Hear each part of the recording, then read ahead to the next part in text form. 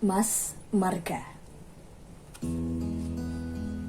Kami berdua masuk ke dalam taksi. Perasaanku campur aduk antara terkejut, bahagia, sekaligus penat seusai melakoni sejumlah hari yang melelahkan. Pelan, taksi meninggalkan stasiun. Senja jatuh di kota ini. Aku menoleh ke laki-laki di sampingku. "Sudah berapa hari di stasiun, Mas?" Laki-laki itu menoleh ke arahku sambil tersenyum. "2 malam, Dik. Kok kamu masih ingat sama aku?" "Ya masih, Mas. Sampean tidak banyak berubah. Awet muda." Dia tertawa. Kemudian tanpa ku minta, ia bercerita. Sudah 2 hari ia tinggal di stasiun kota ini. Tidur di bangku stasiun, makan dengan cara yang sama, yang mungkin sudah dilakukannya bertahun-tahun. Membantu mencuci piring para pedagang warung makan di stasiun itu. "Memang tujuan selanjutnya ke kota mana lagi, Mas?" "Ke Bandung." "Ya sudah, malam ini menginap dulu di rumahku. Besok baru melanjutkan perjalanan. Mau menginap beberapa hari juga boleh, terserah." Kembali ia hanya tersenyum sambil berucap, "Semalam saja, Dik." Mas Marga. Laki-laki itu kutemui pertama kali kira-kira 7 atau 8 tahun yang lalu di Ubud, Bali. Saat itu kami berjumpa begitu saja di jalan dan ngobrol. Waktu itu ia sudah 10 tahun lebih hidup berkelana. Hal itulah yang kemudian membuat kami akrab, karena saat itu aku bertekad untuk menjadi pengelana. Bedanya, ia sudah 10 tahun lebih menjadi pengelana, aku baru 10 bulan. Di pertemuan pertama itu, ia banyak berkisah suka dukanya menjalani kehidupan sebagai pengelana. Ia juga mengajariku banyak hal, mulai dari bagaimana bertahan hidup saat uang di kantong habis, sampai cara mendapatkan uang di tempat-tempat asing untuk melanjutkan perjalanan. Setidaknya ada 2 hal yang kuingat dari pertemuan pertama kami. Pertama, ia membedakan antara pengelana dan pelancong. Kira-kira, menurut pendapatnya saat itu, pengelana adalah sebuah proses yang dilakoni oleh seseorang sebagai pilihan hidup. Sedangkan pelancong dilakukan oleh seseorang untuk mengisi waktu luang, semacam liburan. Kalau di dalam dompet seseorang terdapat setumpuk uang, itu sih bukan pengelana. Begitu kira-kira yang kuingat. Hal kedua yang kuingat dari pertemuan pertama kami, saat aku bertanya bagaimana seseorang punya nyali untuk terus berkelana ke tempat-tempat yang jauh, nyaris tanpa uang. Saat itu ia menjawab, "Kalau kamu sudah berkelana lebih dari 5 tahun, dunia akan terlihat rata. Kekhawatiran semakin menipis, rasa takut semakin habis. Akan tetapi, toh apa yang dikatakannya saat itu hanya berlaku sekian bulan bagiku sebagai penyemangat. Setelah lebih dari setahun, aku memutuskan untuk menghentikan proses berkelana. Aku tidak punya cukup nyali untuk meneruskan hidup sebagai pengelana. Terlalu banyak resiko yang membuatku gampang lelah. Aku kembali menetap di sebuah kota, mencari pekerjaan. Kalau uang sudah cukup, baru pergi melancong. Jika uang sudah habis, kembali lagi bekerja, mengumpulkan uang lagi, lalu menghabiskan lagi dengan cara melancong. Begitu terus-menerus." Taksi berhenti di rumah kontrakanku. Tas Mas Marga kutaruh di kamar tamu, lalu ia aku persilahkan mandi. Sambil menunggu, aku membuat minuman hangat untuk kami berdua. Pertemuan kedua kami terjadi di Terminal Nganjuk, Jawa Timur, kira-kira 4 tahun yang lalu. Saat itu aku sedang mendapatkan pekerjaan sebagai peneliti di beberapa kota di Jawa Timur. Sewaktu aku sedang makan di warung makan, sebelum hendak melanjutkan perjalanan ke Surabaya, di saat itulah seseorang masuk warung makan. Berbicara dengan sopan kepada pemilik warung untuk bisa membantu apa saja dengan imbalan sekali makan. Aku segera mengenali, Mas Marga. Ia ku minta untuk makan, dan karena tujuannya saat itu ke Surabaya, ku ajak serta berangkat satu bus denganku. Sesampai di terminal Surabaya, kami langsung berpisah. Aku sempat menyelipkan beberapa uang ke sakunya, tetapi ia menolak, hanya diambilnya selembar. Di akhir pertemuan itu, kami sempat berpelukan. Selesai mandi, Mas Marga terlihat segar. Ia masih seperti dulu, segala tindak tanduknya penuh sukacita. Jauhnya jarak yang ia tempuh tidak membuatnya berlaku seenaknya. Tata kramanya jangkep dan terapsilo. Ia bahkan tidak minum sebelum kupersilahkan. Secara fisik, ia juga tidak banyak berubah. Usianya mungkin sudah 50 tahun lebih, tetapi terlihat 10 tahun lebih muda. Badannya kurus, tetapi terlihat liat. Rambutnya tipis, lurus, panjang sebahu, dan selalu dikucir. Aku hanya menandai perbedaan fisiknya dari ketiga pertemuan kami lewat gigi-giginya saja. Di pertemuan pertama, gigi depannya ompong 1. Di pertemuan kedua, gigi depannya ompong 2. Dan di pertemuan ketiga, kali ini gigi depannya kulihat sudah ompong 3. Saat ku beritahu tentang hal itu, Mas Marga tertawa terkekeh-kekeh. Ia pun melempar guyonan. Kalau begitu, kita jangan sering-sering bertemu. Nanti ompong semua gigiku. Setelah sejenak berbincang, aku mengajaknya keluar untuk makan malam. Kami makan di warung makan pinggir jalan, dan seperti pertemuan kedua kami, ia makan hanya sedikit saja. Tak urung hal itu membuatku melemparkan pertanyaan. Mas, sampean itu sedang lakoni ya? Kenapa, Dik? Makan kok tidak pernah banyak? Orang seperti aku ini kan sering tidak makan, Dik. Kalau perut ini diberi banyak, nanti akan jadi manja. Jawaban itu membuatku tercenung untuk beberapa saat. Selesai makan, kami kembali ke rumah kontrakanku.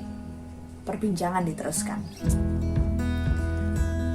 Selama perbincangan itu, ada banyak bulir-bulir pengalamannya yang menarik untuk kusimak. Ia telah lebih dari 20 tahun berkelana, telah melampaui sekian banyak peristiwa, begitu kaya pengalaman. Saat aku meminta apa perbandingan di awal ia berkelana dengan keadaan saat ini, ia menjawab pelan. Banyak bedanya, Dik. Sekarang kok sepertinya orang gampang curiga. Kemudian ia memaparkan. Dulu, ia gampang sekali mendapatkan tempat menginap di rumah penduduk. Tapi sekarang, hal itu nyaris tidak pernah ia alami.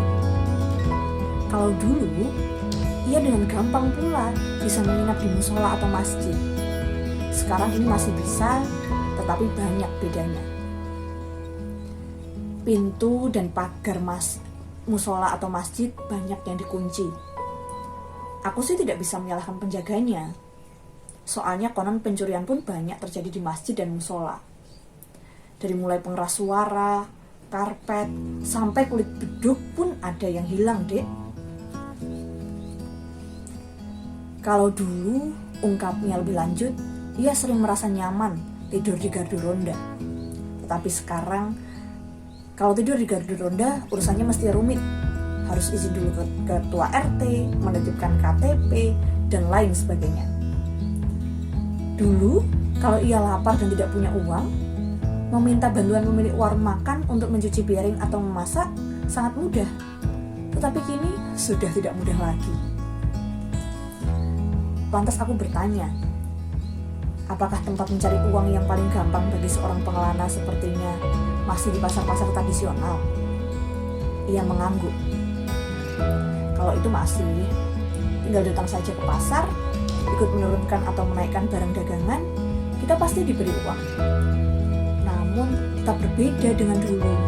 Sekarang mungkin karena cari uang susah, pasar-pasar banyak yang digusur, dan jadi buruh pun banyak, jadi harus rebutan. Mas, maaf, Kalau boleh aku tahu, apa sih yang buat sampean bertahan untuk terus berkelana? Mas Marga diam, tersenyum.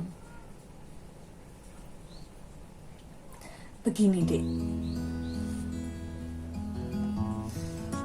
Setiap orang kan punya keyakinan untuk apa ia hidup. Bagiku, hidup ini untuk melihat banyak hal, mengalami banyak peristiwa. Persisnya seperti apa, aku juga tidak tahu.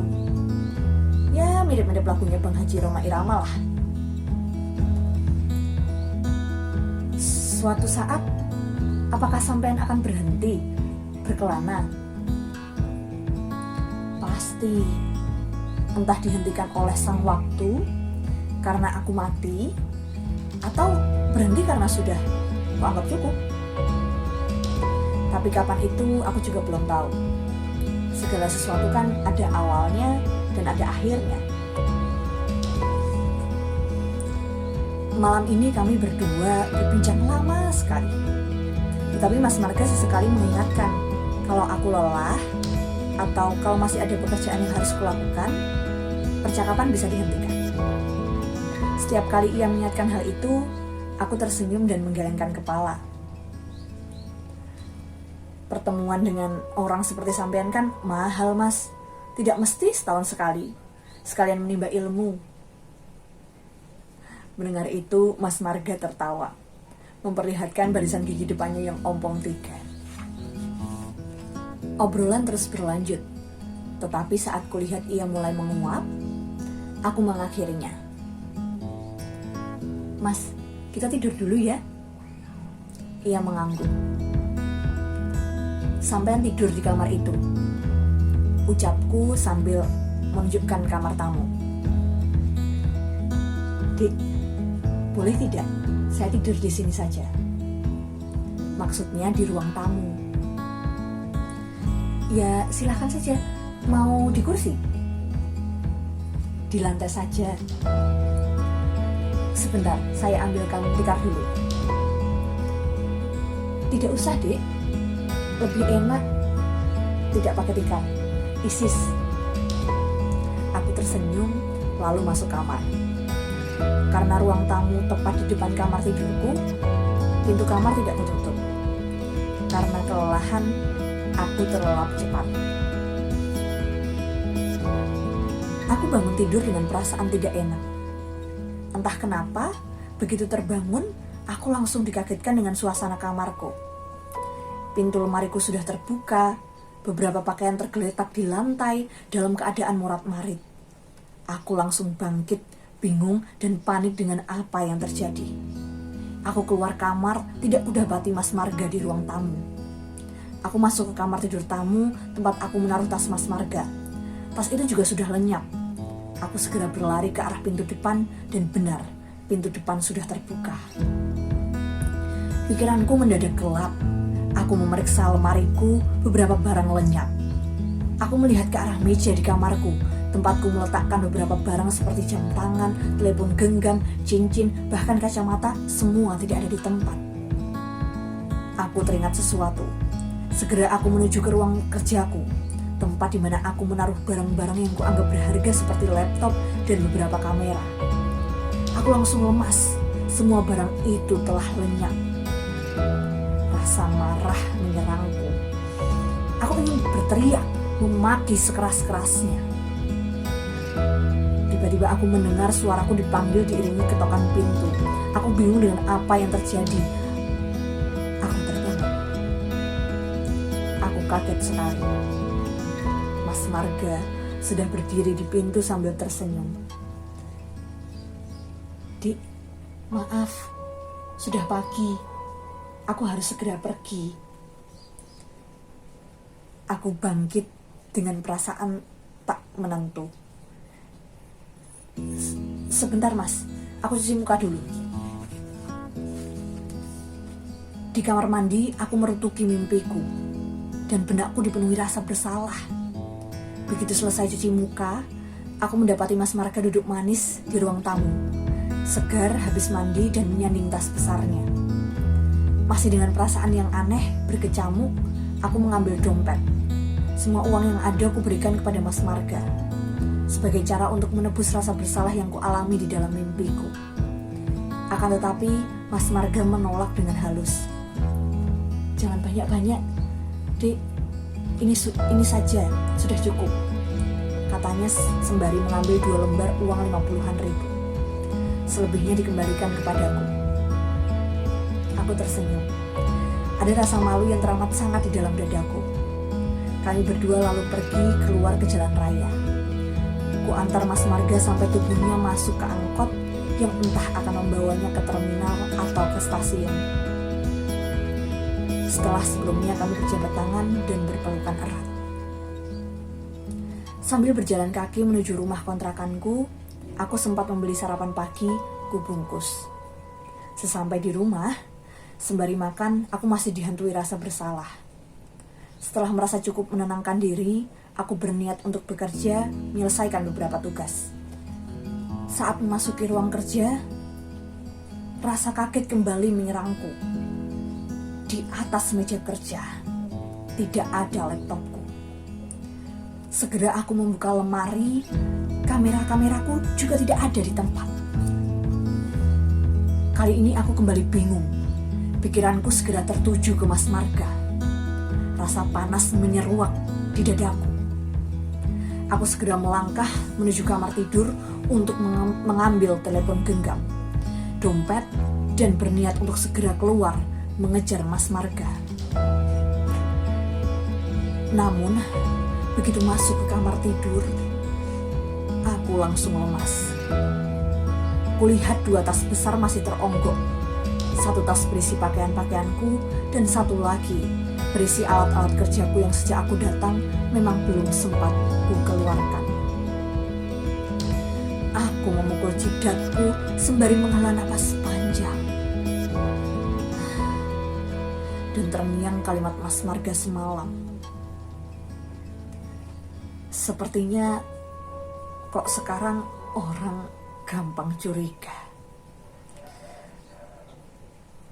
Mungkin di lapis bawah sadarku, aku mulai tumbuh seperti apa yang Mas Marga ucapkan.